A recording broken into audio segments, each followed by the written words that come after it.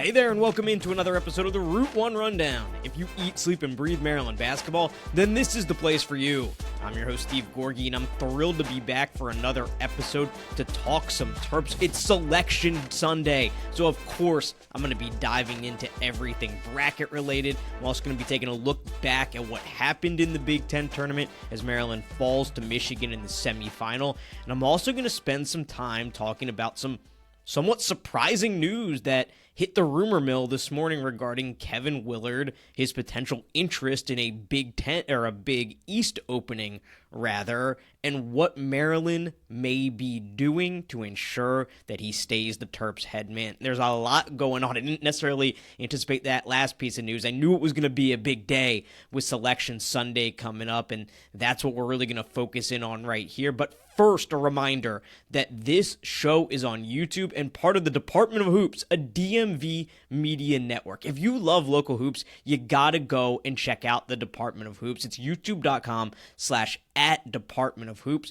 There's everything on there from mid-major local basketball coverage to this show, Talking Terps, to great Wizards coverage. If you're into the local basketball scene, then you're gonna love the Department of Hoops. So make sure you go and check that out if you want to watch this show on YouTube. Like, subscribe, and most importantly, tell a friend. That's the best thing you can do if you like this show or if you're enjoying some of the other content over on the Department of Hoops. But without further ado, let's get right into the bracket because Maryland, who missed the NCAA tournament a season ago, is back in the field of 68 as a number 4 seed in the West region. They will take on Grand Canyon, the number 13 seed, in their first round game, and that game is going to take place in Seattle, Washington, sometime on Friday. It's not out yet. The times are not out yet. It might come out as we record here, maybe later tonight. We'll have to see,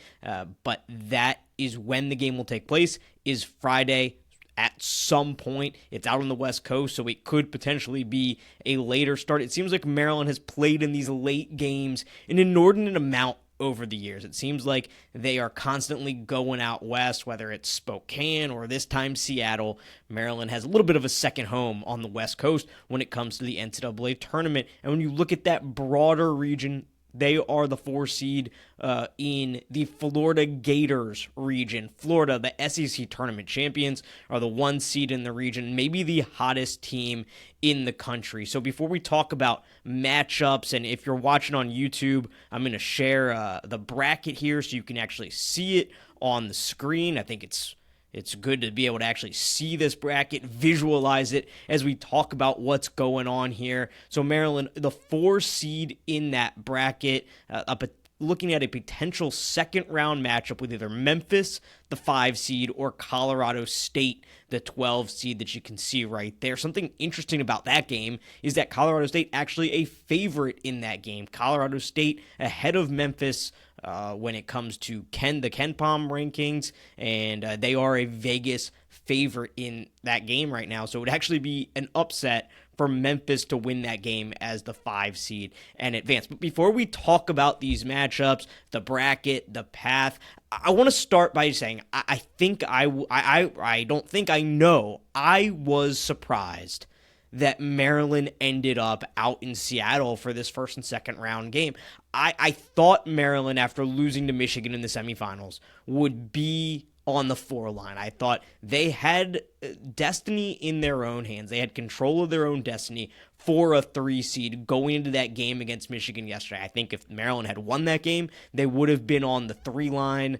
I think they would have been, if you look at the other teams, they could have possibly passed. I think Iowa State, the most likely, and really interesting timing, Iowa State announcing Keyshawn Gilbert will be out just moments after the bracket was revealed. I wonder what the committee knew, when they knew it, if they didn't know that information, how that would have impacted things. But either way, I can't complain too much about Maryland falling off the 3 line or ending up on the 4 line, because I think Maryland, if they had won, if they had beaten Michigan yesterday, I think they would have ended up there on the 3 line. And that's usually my whole thing with seeding, with the bubble. It's every one of these teams had an opportunity to do more, and in some cases they did, in some cases they didn't. I don't spend too much time really crying over teams that get left out, teams that get in at the very bottom of the bracket there, or where teams are seated. Everybody has a chance to do more. Every single team can look at their schedule and say, we could have done more. And I think that's the case for Maryland in terms of the 3 seed. I think if they had beaten Michigan, they would be a 3 seed. I think if they had beaten Michigan State at home, that could have been the difference in whether they were a 3 seed or not. But lo and behold, it is what it is. The results are the results, and Maryland ends up as a 4 seed, which is what I expected coming into the day. But what I am surprised about is that Maryland ended up in Seattle. And as the bracket was coming out and I saw Maryland wasn't going to be in Providence, I was surprised because the protected seeds, the 1 through 4 seeds, do have some level of geographic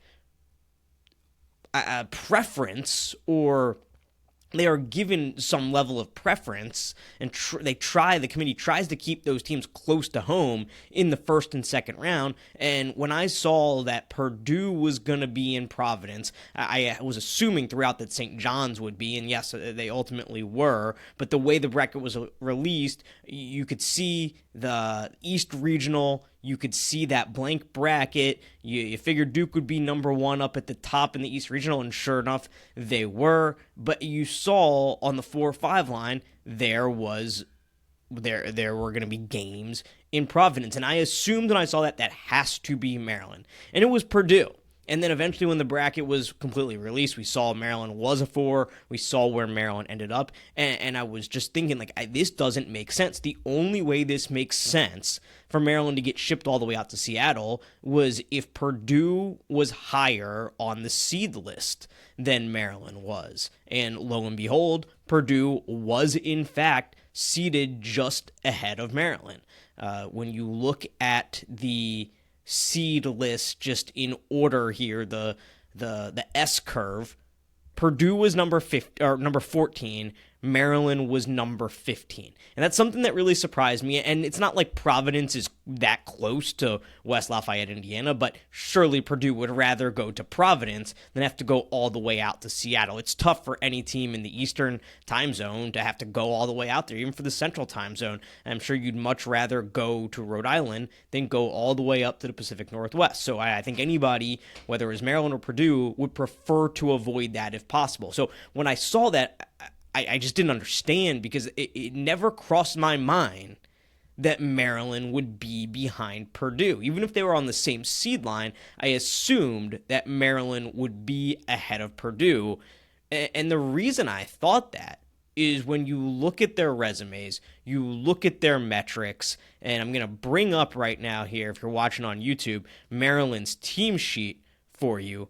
Maryland's team sheet, when you look at what the committee actually looks at here, and just give me 1 second while I get this up, the nitty-gritty report here. Maryland ends up finishing number 10 in the net rankings. Okay, that's really, really good. Number 10 in the net rankings. And we've been talking about all year long, Maryland's predictive metrics were better than their results-based metrics, but ultimately it didn't end up being super different. Maryland on the predictive side was number 13 in BPI, 13 in KenPom, number 10 in T-Rank. Now on the results-based side, Maryland was 17 in KPI, 18 in strength of record, and 19 in wins above bubble. Maryland also goes 8-7 in quad 1 games. Now you compare that to Purdue, and again, if you're watching on YouTube, you should be able to see Purdue's team sheet here, courtesy of WarrenNolan.com. Maryland's predictive metrics much better. Purdue was 21 in BPI, 19 in KenPom, 18 in T-Rank. On the results-based side, they were 12th in KPI, which was an outlier when you look at their 27th in strength of record and 20th in wins above bubble. And then when you look at their quad 1 games, they were 7-10 in quad 1 games, and they finished 19th in the net, which is the committee's own metric. So when I just look at these two resumes, it's hard for me to understand how Purdue was ahead of Maryland on that S curve. The only thing I can possibly come up with is that they are waiting that head-to-head matchup, which of course took place in December in West Lafayette, and it was a close game. Purdue wins by 5 at home. And then strength of schedule, which Purdue's strength of schedule is number 13. Maryland's strength of schedule, we've talked about it a lot this year, and it's their net strength of schedule is 52. What really stands out is the non-conference strength of schedule, 327th for Maryland compared to number 10 for Purdue. But my argument to that would be, why does that matter when you have a metric like strength of record that takes into account not only who you played, but how you performed against the teams that you played? That's what the purpose of all of these different metrics are. These results-based metrics, these predictive metrics. It's how did you perform against the teams on your schedule, not just who was on your schedule. So to me, I don't even really see the need to have those strength of schedule metrics on the team sheet, because that is taken into account when you think about the results-based metrics and the predictive metrics. So I've already spent probably more time than needed on this, but it really surprised me to see Maryland get shipped out to Seattle, and I bet it surprised a lot of you out there too. So I wanted to dig in and figure out why, and it's because Purdue was actually seated ahead of Maryland on that seed list, on that S curve. And that was something that really, really caught me by surprise. And I would love to hear the committee ask directly about why Purdue was ahead of Maryland.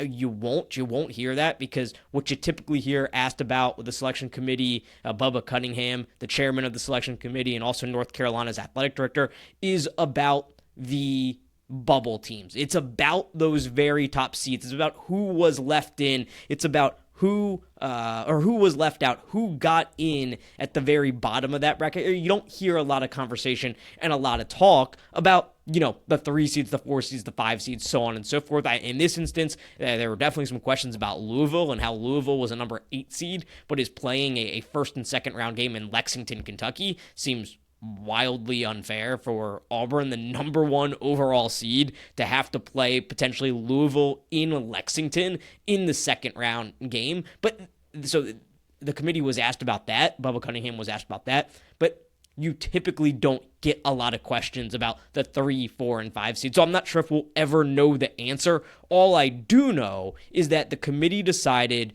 to rank Purdue 1 slot ahead of Maryland, and what that ultimately ended up doing was sending Purdue to Providence and shipping Maryland out west to Seattle. And how much that matters is certainly up for debate. I don't love it from a Maryland perspective, but it's certainly up for debate about how much that matters. You can say, look, the game's not till Friday. They're going to have plenty of time to get out there and acclimate. Grand Canyon, of course, a school in Arizona, has a little bit of a travel advantage in regard to that. They don't have to change. Actually, I think they do. It is a change of time zone, because I think right now Arizona does not participate in daylight savings.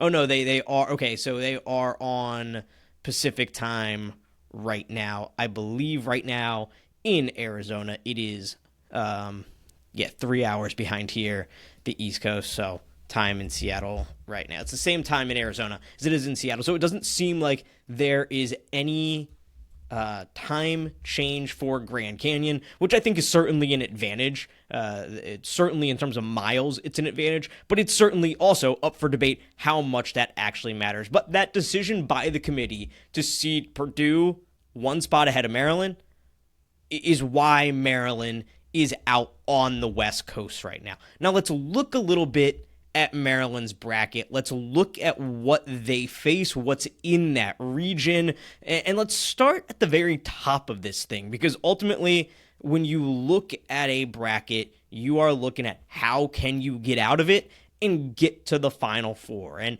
Florida might be the number 2 team, or the last number 1 seed in this bracket, but I don't know, or in the tournament, but I don't know if anybody is playing better than the Florida Gators right now, who really ran through the SEC tournament field in route to that SEC tournament championship. They're 30-4 on the season, and they are a team that is playing its best basketball at the right time. When you look at the odds on FanDuel right now, Florida -110 to win the West region, followed by Texas Tech at +460. They are the number 3 seed. St. John's, the 2 seed at +600. Then Maryland at 10-1 to get out of the region. And it's really a region that I think is pretty stacked with talented teams. You start at the top with Florida. You look at St. John's. I don't know if anybody's playing better than St. John's. The double Big East champions,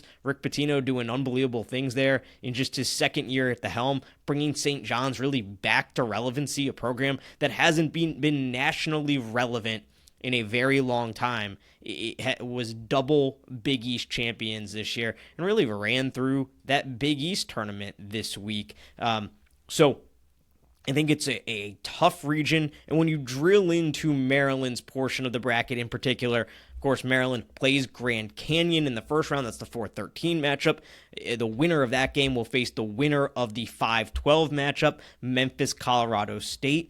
Grand Canyon is a team that I think has been talked about for a while now, year after year, as a team that people think is going to cause some havoc in the NCAA tournament. I think in large part it's because they're coached by Bryce Drew. He has a history of his own heroics as a player in the NCAA tournament. Of course, hitting a big shot for Valparaiso back in the day, a buzzer beater that everybody remembers, as the 13th-seeded Valparaiso upset 4th-seeded Ole Miss in the 1998 basketball tournament in the first round. And so there's kind of an allure with Drew with that. Of course, he's the brother of Scott Drew, Baylor's head coach, national championship winning head coach. And Drew has had some success over the years himself. He, as the head coach at Valpo, he went on to Vandy, where he didn't have quite as much success,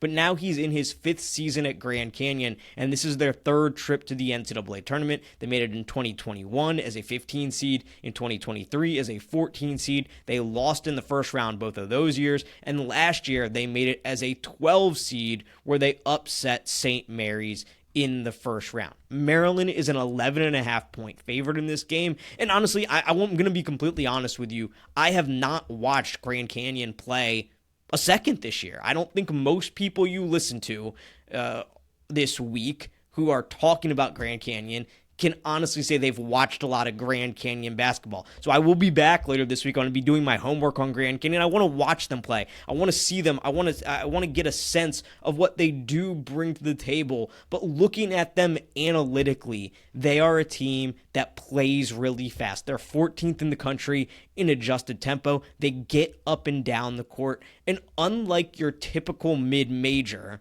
that you think of when you think about the upsets and who can knock off some big boys, be a Cinderella, it's not a very good three-point shooting team. They shoot just 31.6% as a team, and they're not overly reliant on the three. 311th in the country in three-point rate. What they do really well is they attack and they get to the rim, and they get to the free throw line. Several players on the team are right up there in terms of free throw rate. Tyon Grant Foster, one of their wings, he has a free throw rate of 61%. He's drawing 7.1 fouls per 40 minutes. That's 14th in the country. Makai Williams, their point guard, 78th in the country in free throw rate at just over 56%. So this is a team that gets to the line. They have another player, Jacoby Coles, who's their four-man, who has got to the line 120 times this year.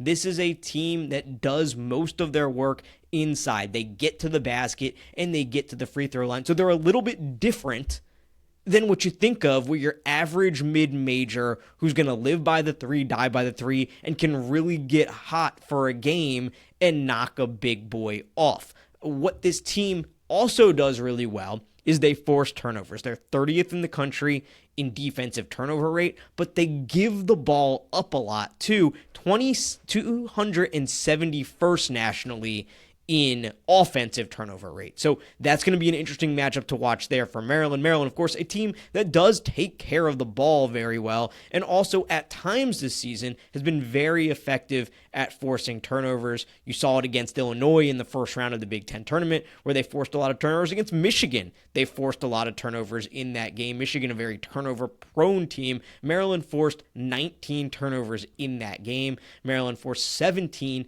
against Illinois, so that could be an area where Maryland does have an advantage. And you think about whether Maryland is susceptible or not to a pressure defense that forces a lot of turnovers. Well, Maryland, 23rd in the country in offensive turnover rate themselves. They take very good care of the basketball. So this is going to be a little bit of a different type of team, it looks like, when you take a look at them just analytically than what you normally might think of when you think of a mid-major.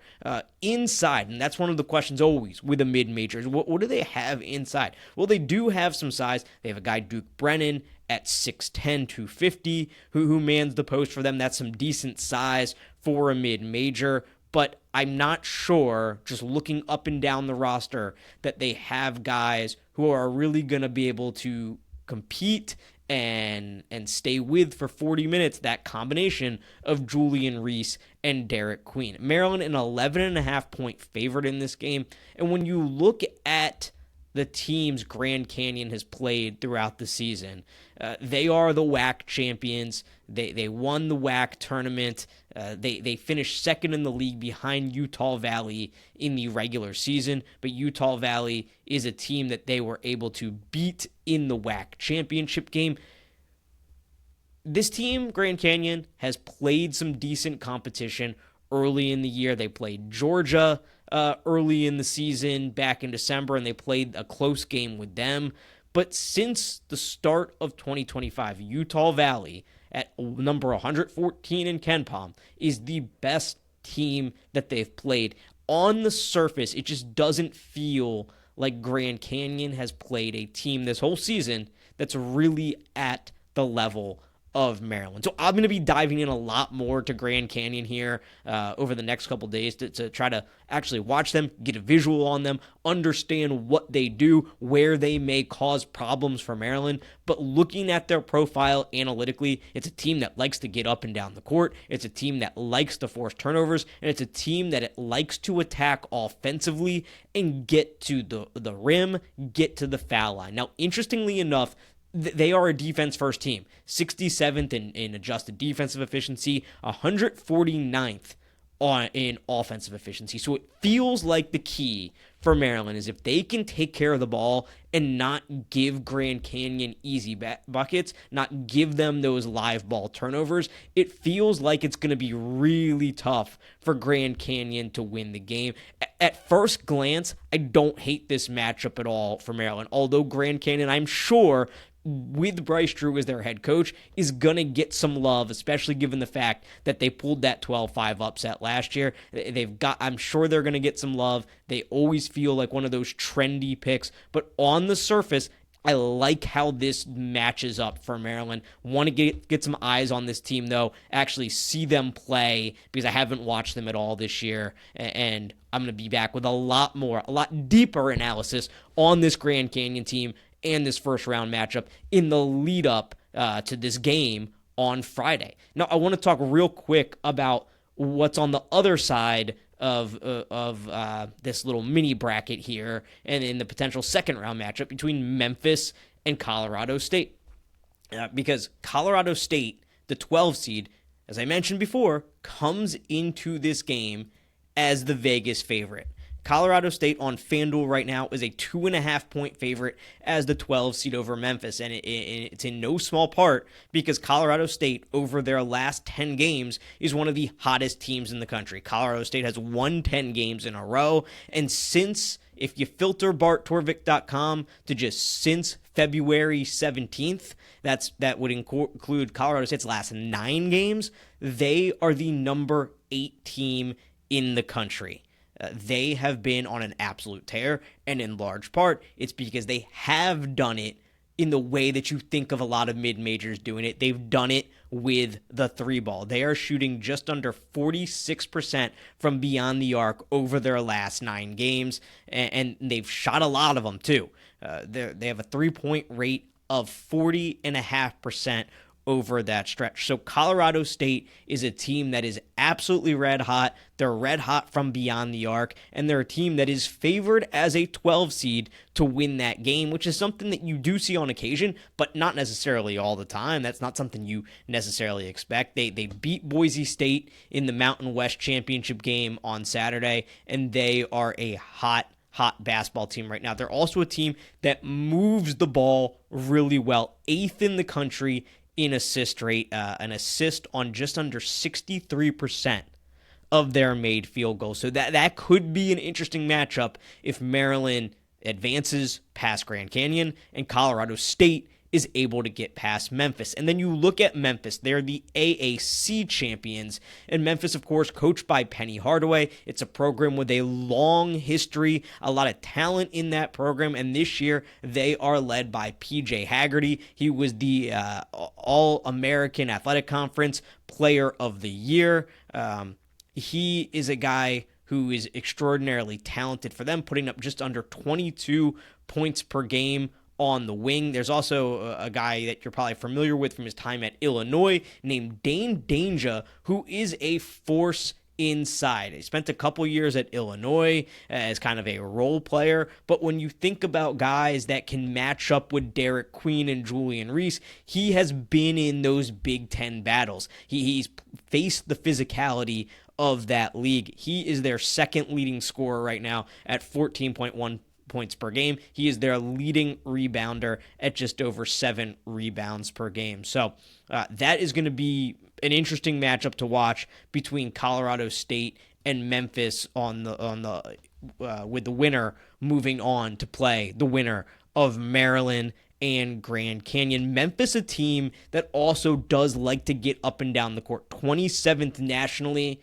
in adjusted tempo, and I do like the fact that Maryland is playing a team in Grand Canyon that likes to get up and down the court and has a potential second round matchup with a team in Memphis that likes to get up and down the court. Colorado State, a much slower team. Colorado State on its face, honestly, a team that scares me a little bit more in the second round just based on how they've been playing, the way they play, the way they shoot the basketball, the way they rely on the three, the way they pass. That all scares me a little bit. Now, when you look at Memphis, what scares you is the talent, right? And this is a team that has beaten a Michigan State earlier this year. Now, Michigan State was a much different team when they beat them in Maui back in November, but they have beaten a Michigan State. They've beaten a UConn in Maui. They've played Auburn. Auburn really took it to them in that game,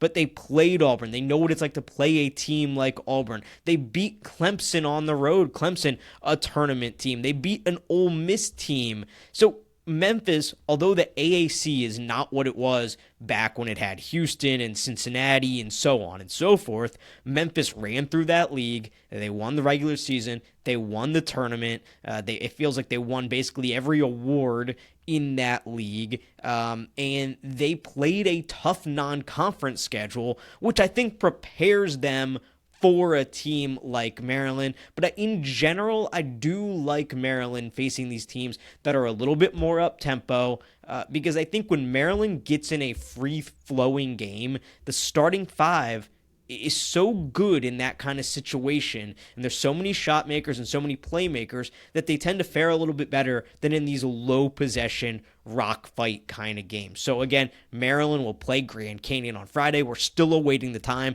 on FanDuel and DraftKings right now. Maryland an 11.5 point favorite. On Caesars, Maryland is an 11-point favorite. If the Terps win, they will face the winner of the 5-12 game, which is Memphis, the 5 seed, versus Colorado State as the 12 seed. Much more to come on that later in the week as I really dive in and break down that Friday matchup with Grand Canyon. Okay, let's take a little bit of a step back here and look back at Maryland's heartbreaking loss to Michigan on Saturday afternoon. Of course, Trey Donaldson of Michigan goes the length of the floor after Derek Queen hits 2 free throws to give Maryland an 80-79 lead with just a few seconds left in the game. Trey Donaldson goes the length of the floor, hits a layup with under a second left to give Michigan the win and knock the Terps out of the Big Ten tournament. Maryland still has not played in a conference tournament championship game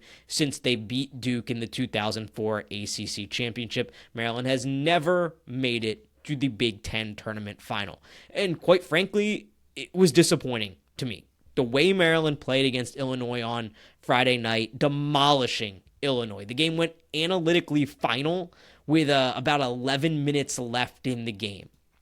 And that's a fun thing I always like to look at. Eric Haslam Metrics puts that out, and when Maryland blows teams out, I always like to see when it goes analytically final. But Maryland was dominating that game on Friday night, and they looked great forcing turnovers. They just looked great in every facet of the game. They looked like a vastly superior team to Illinois, and that was a game that I thought was going to be much different than the first time around. Well, it basically looked like the first time around in Champaign when Maryland blew out Illinois. It didn't really matter that Tomislav Ivasic, their big man, was back in the lineup.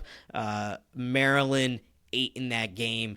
Derek Queen goes for 19. Julian Reese goes for 10. Selton Miguel, the only starter that did not hit double figures. And Rodney Rice with a great game, 7 of 9 from beyond the arc, 26 points in that win. So after that game, I felt like, okay, look, this Maryland team, things change when you get into the postseason. We have seen teams, whether it's Maryland, whether it's other teams, that look great in the regular season, postseason starts, and they come out with a tightness, with a nervousness. This Maryland team felt very comfortable on Friday night. This Maryland team felt very confident on Friday night. They felt very composed, very poised. I was thrilled with the effort that we saw on Friday night, and I was thrilled because we had seen Maryland in a little bit of a offensive slump the past 4 games. They were something like 205th over the last four games in offensive efficiency, but number 1 in defense.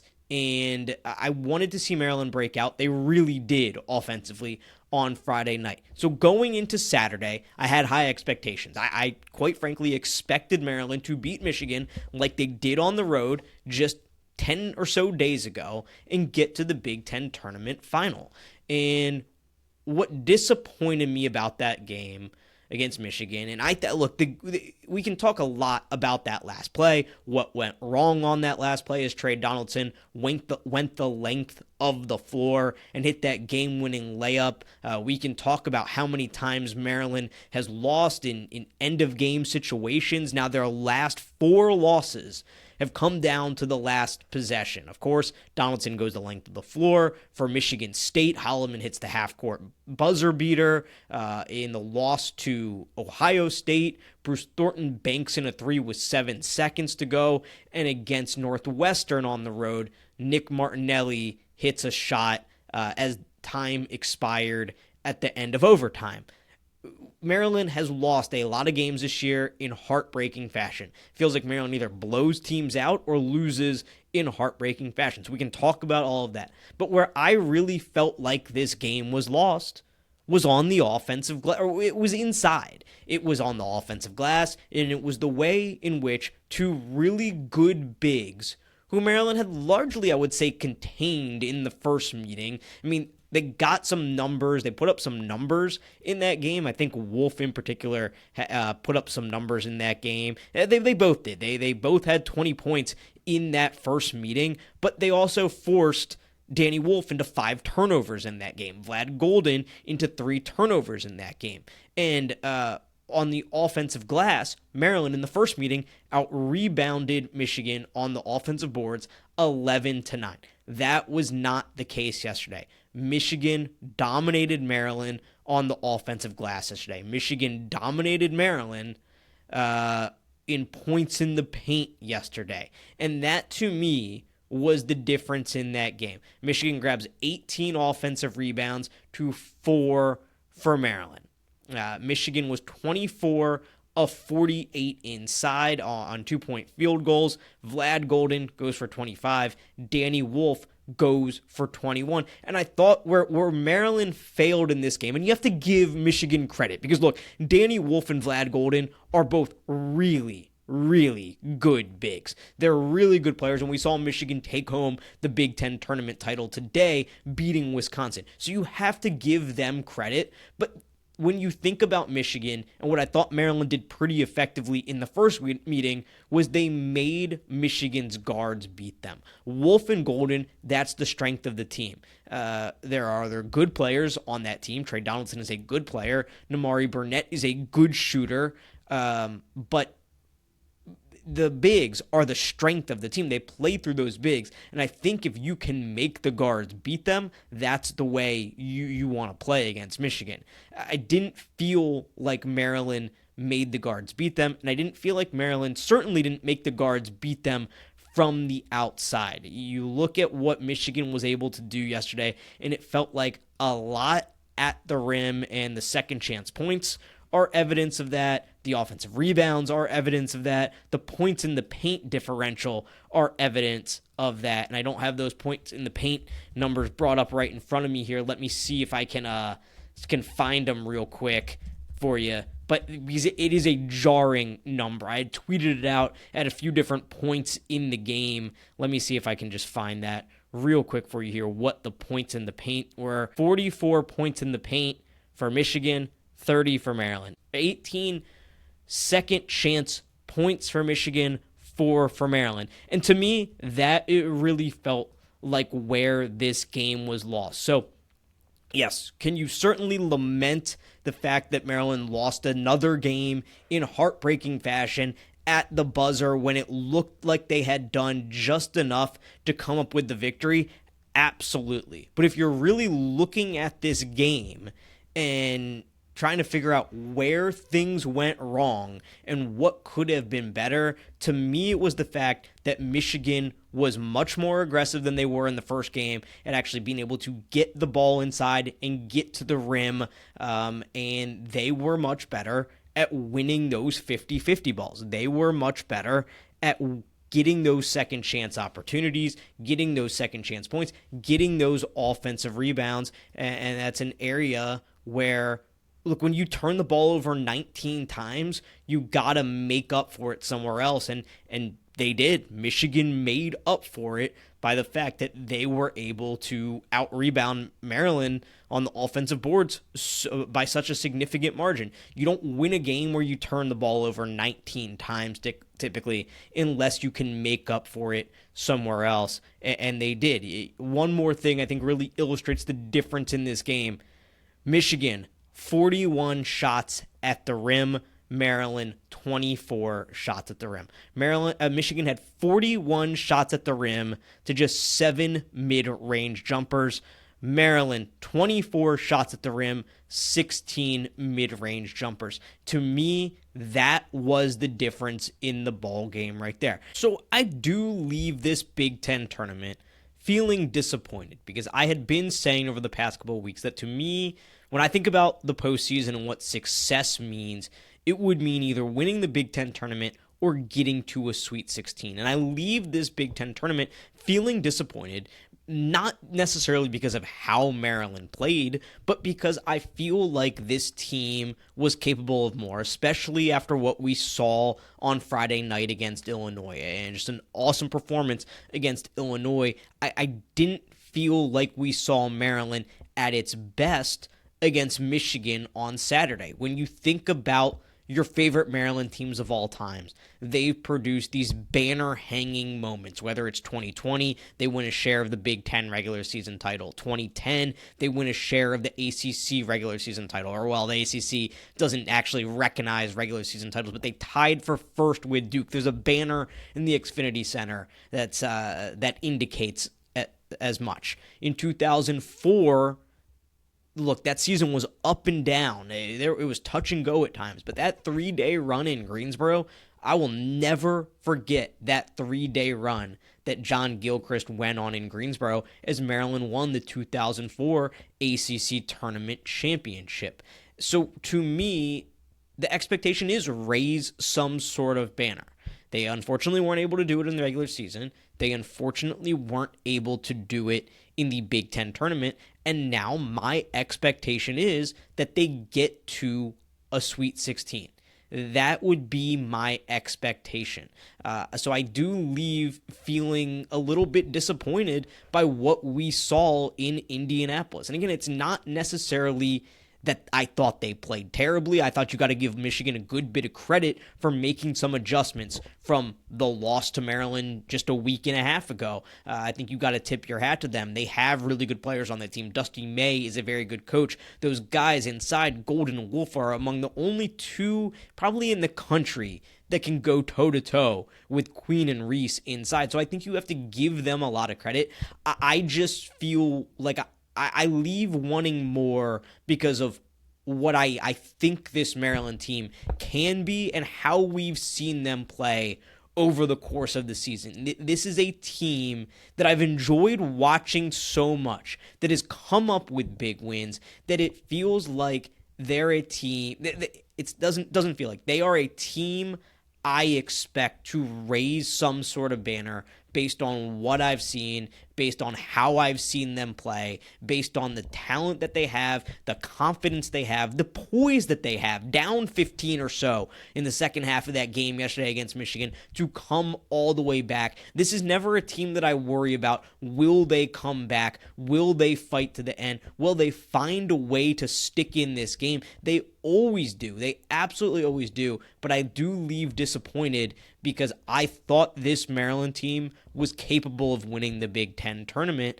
and Maryland now has one big chance left in the NCAA tournament. No bigger stage than the NCAA tournament. And look, expectations do change as the season goes on. When I was thinking about this team, looking at this team ahead of the year, my expectation was not for them to win some sort of Big Ten tournament title, Big Ten regular season title. But as the year went on and we saw this group, we saw what a special player Queen was, how this Crab Five was coming together, the shooting prowess of the guards, Gillespie, Miguel, Rice, Julian Reese being the rock of this program. It started to feel like, as you saw some of the bigger wins come, as you saw the offensive explosiveness, as you saw over the last month how it's developed into a really solid defensive group, that this is a year that you want to take advantage of, that this is a team that is capable of competing and winning at the highest level. So that is why I do leave this weekend in Indianapolis feeling disappointed, because I still do believe this is a Maryland team that could have won the Big Ten tournament. What I don't feel leaving this tournament is that Maryland is incapable of winning close games. You see that as a discussion point, and I think it's because of the way Maryland has lost some of these games. Look, Maryland is 14-4 in their last 18 games.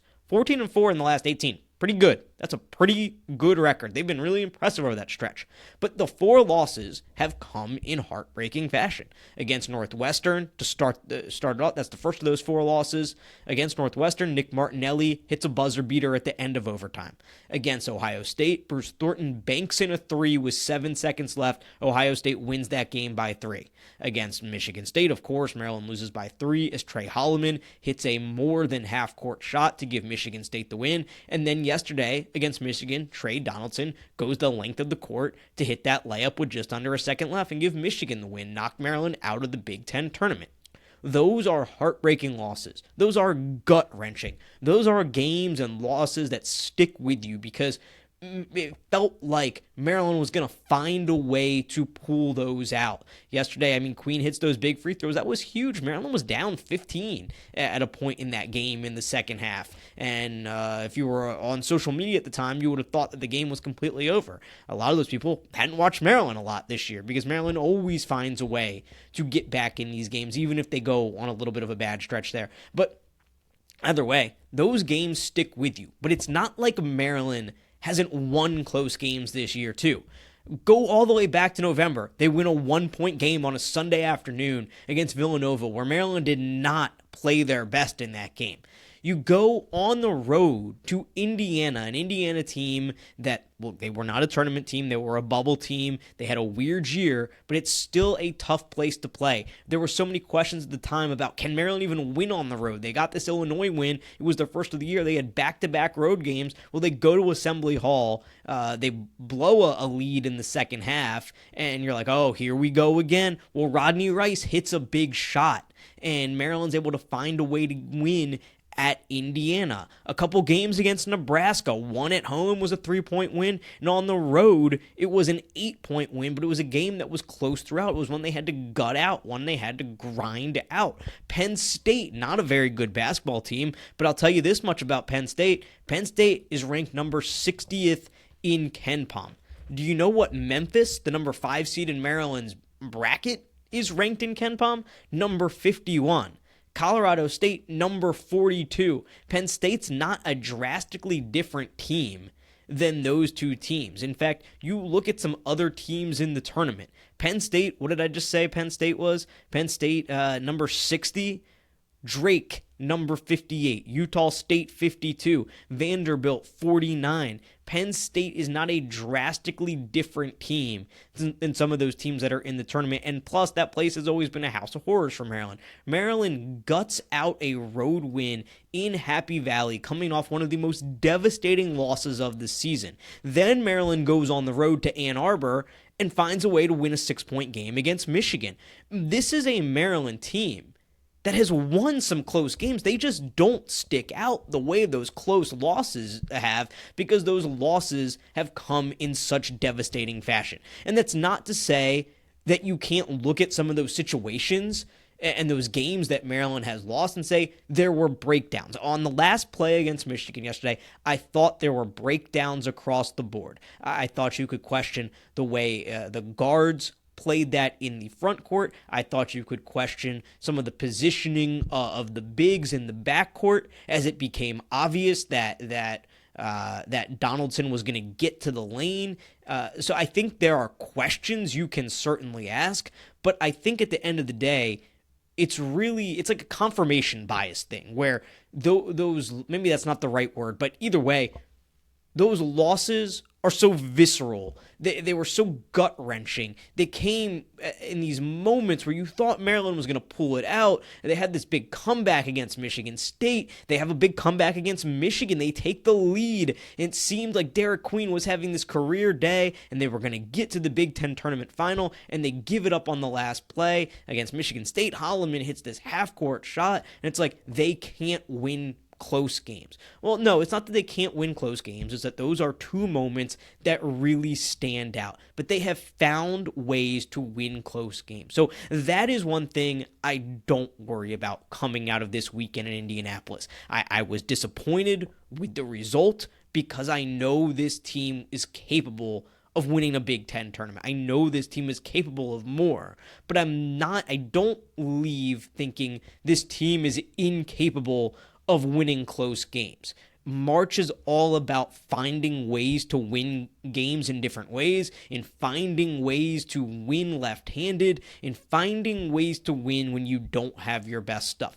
I don't come out of Indianapolis thinking that Maryland is incapable of doing that just because Trey Donaldson drove the length of the floor and just because Trey Holloman hit a half-court shot against Maryland a couple weeks ago. I think this Maryland team is more than capable of winning close games because we have seen it just about as often as we have seen them lose close games. It's just that it hasn't been as visceral. It hasn't been as memorable. It's more a sigh of relief of, oh, they found a way to get it done against Penn State. You clap, you move on, you really don't think about it. But you think about that Trey Holloman shot.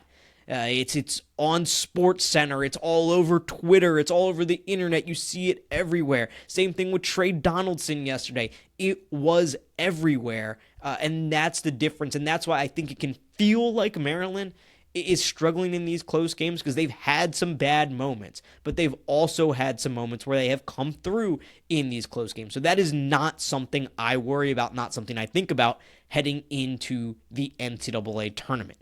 Now, one thing I do want to touch on that I wasn't planning on touching on, certainly yesterday when Michigan and Maryland tipped off, are some rumors that started surfacing over the last 24 hours about Kevin Willard and some interest by Villanova, some interest by him in the Villanova open head coaching job. Apparently, Jay Wright has surfaced Kevin Willard's name as somebody that he thinks would be a good fit for the job. And this was all going on, this morning. There was a lot of chatter about it, and could Willard be headed to Villanova? Was he interested in the Villanova job? I saw then later this afternoon, John Rothstein of CBS Sports tweet out something essentially kind of dispelling that, saying sources, Maryland's working on a new contract for Kevin Willard that will make him one of the top 10 highest paid coaches in college basketball. The deal will include one of the highest revenue sharing budgets in the country. On the surface, I view this as, I am sure Jay Wright, who is still very involved in Villanova basketball, he is really the reason that Kyle Neptune was the head coach at Villanova after he stepped down, is I believe that Jay Wright looks at Kevin Willard and says he would be a good fit. I also believe that if you are a head coach and your name is being surfaced for a good job, what incentive do you have to shoot that down when you can potentially leverage that and use that to your advantage to maybe get more money, to maybe get a contract extension, or maybe just use it to get more resources for your program, whether that's assistant coaching salary, whether that's a bigger piece of the upcoming rev share that will go to basketball, which is, of course, something that could be enticing to players if they know they can get more money if they come to Maryland, whether it's more, in the way of NIL in addition to that rev share. Why would you shoot something like that down, when you can use it to your advantage? So when I saw this, and especially after I saw the Rothstein tweet and I've seen some of the other stuff, the thing that I really felt like was, okay, certainly Jay Wright and Villanova probably have expressed some interest. I would imagine Kevin Willard would be a little bit interested as well, given that Villanova is a very good job. It's a Big East job. He's a Big East guy. He coached at Seton Hall. But I also believe that Maryland's just as good a job as Villanova, and that Kevin Willard would have no reason to dispel any of this when he can use it for some leverage on a contract, for more resources. And if this does push Maryland to dedicate more resources to men's basketball, then I say good. I say that's a very good thing for Maryland basketball. We don't talk much about Maryland football in this show because this is a Maryland basketball show. But look, I love Maryland football. I am a Maryland alum. I root for everything Maryland. I love Maryland football. I love watching Maryland football. But the reality of this whole situation is, if you are Maryland, the reason you join the Big Ten, the reason you go and get this football revenue, that you join a conference that is football focused, that generates all this revenue, is so you can support your athletic department, which includes the sport that 99% of Maryland fans care about more, which is basketball. To me, men's basketball should always be the priority at Maryland because, A, it's what your constituents, your fan base cares about, and B, what Maryland has proven they can win at an elite national level.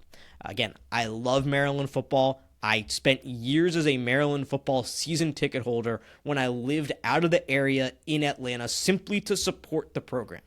But the reality of college football and the reality of Maryland football is that things would have to change very significantly in the structure of the sport for Maryland to ever compete for national titles. You can say, hey, look at Indiana this year. Indiana did it.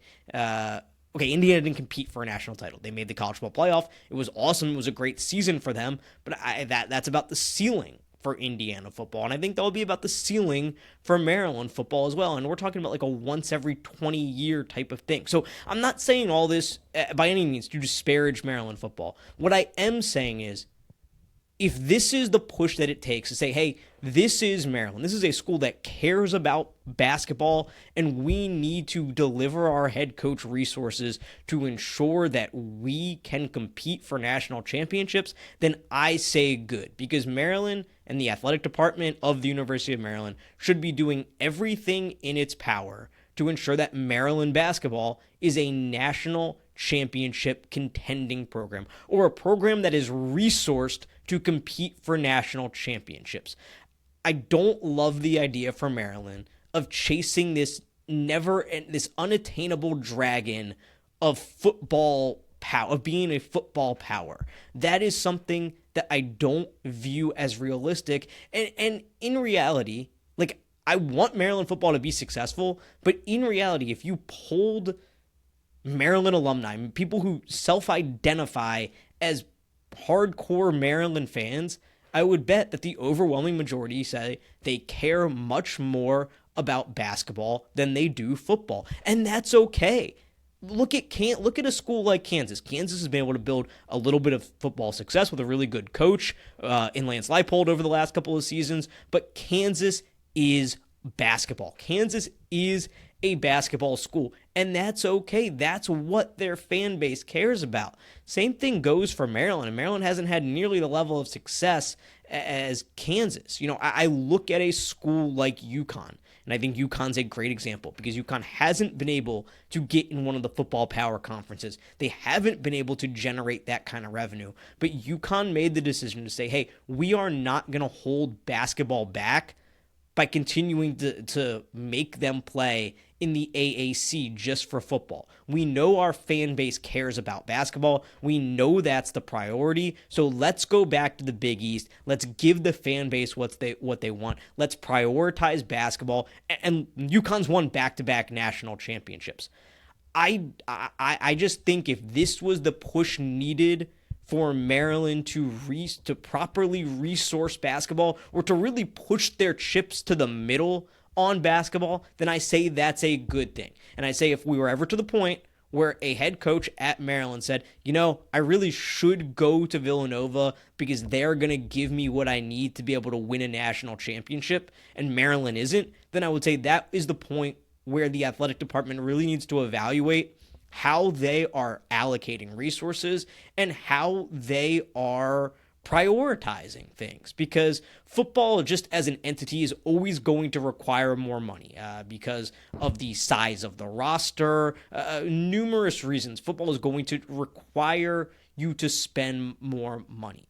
But I don't think Maryland should ever lose sight of the fact that this is a basketball school with a strong basketball tradition, with a fan base that really cares about basketball. And we saw the fan base over the last month of the season this year really find its way back and remind people what Maryland can be as a basketball school. And so the bottom line with all of this is, I understand why Villanova would be interested. I understand why Kevin Willard would not necessarily want to dispel those rumors right away if it meant that he could get himself more money, if he could get his assistants more money, if he could get more resources for the program, if he could get more to compete at a national level. And I would say, good, if the answer to that from the athletic department is absolutely, we want to win national championships in men's basketball, then awesome. If the answer to that at any point is,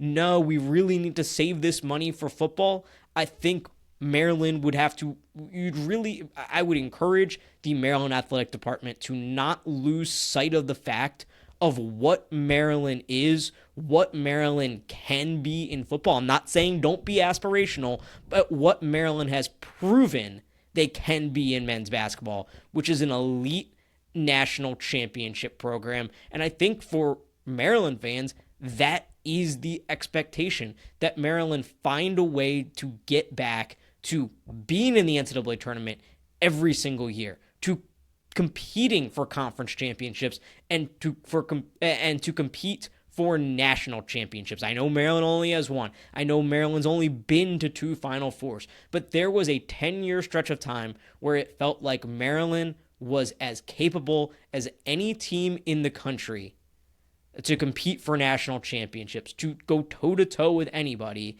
And I think the athletic department would be well served to remember what Maryland fans truly care about what this athletic department was built on. It was built on the back of basketball. From Lefty Driesell to Gary Williams, this is a school with a long, strong history of basketball success and a passionate basketball fan base in a talent-rich area. So if this was the push, if this was a catalyst for Kevin Willard and his program to get more money, more resources, to get what they feel like they need to compete for national championships, then I say this is nothing but a good thing for Maryland and the program. I'm reading this now as I'm doing the show. Kevin Willard was asked during his media availability on Selection Sunday about the rumors of a newly negotiated deal,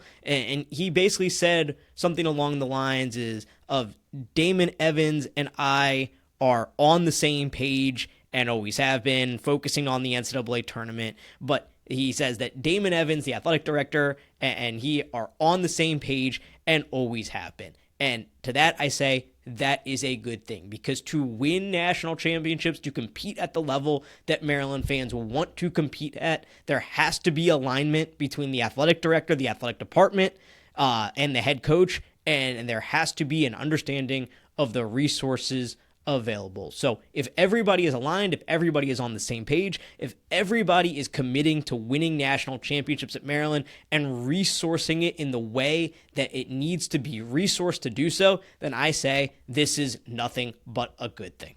I will be back later this week with much more, because I'm going to be diving in to that first round matchup with Grand Canyon. I'm going to actually be getting some eyes on that team, not just looking at their KenPom page. I want to actually watch them and see what they look like, who might give Maryland trouble, where Maryland might have the advantage. I want to dive deep into this thing, so be on the lookout for that. Look, it's the best time of the year. The madness is finally here, and I can't wait to see what Maryland does and talk about it with you. Until next time, this has been the Route 1 Rundown.